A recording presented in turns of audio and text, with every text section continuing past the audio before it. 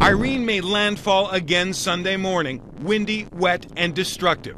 But it was slightly more subdued, quickly downgraded from a hurricane to a tropical storm as its wind speeds fell below 75 miles an hour. As it hit New York City, the worst problem was flooding. Storm surges in the East River and the Hudson submerged low-lying areas of Brooklyn and Manhattan. Waterfront walkways actually underwater. To the east, in Long Beach, the advancing Atlantic swallowed 10 to 15-foot berms built to hold it back, pushing at least one building into the boardwalk. Those waves are massive. That surf is absolutely pounding the shoreline, and it has completely wiped out the man-made berms that they put up to protect this hotel, this boardwalk, and that town. People in low-lying areas had been told to evacuate in advance of the storm. Those who chose to stay quickly found themselves in situations like this, trapped by rising waters. Rescue crews used boats in Elmsford, New York Sunday morning to ferry people to safety.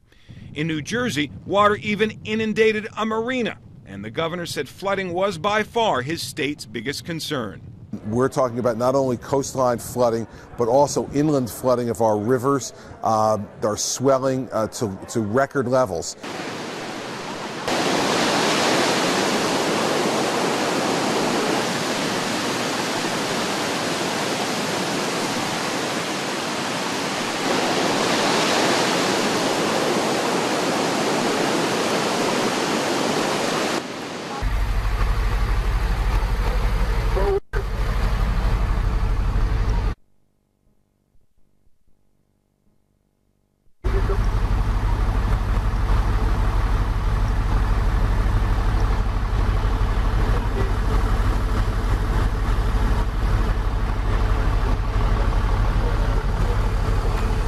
Many hours.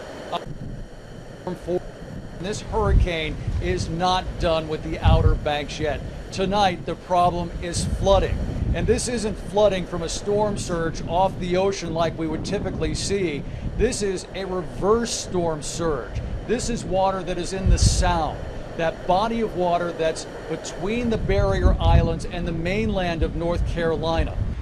Communities along this Sound are now experiencing flooding because as this hurricane began to move north, the wind shifted, pushed water up and out of its banks into communities around on that Sound. So right now we are seeing roads that are blocked, impassable because of the water that has flooded them, a state highway, a federal highway.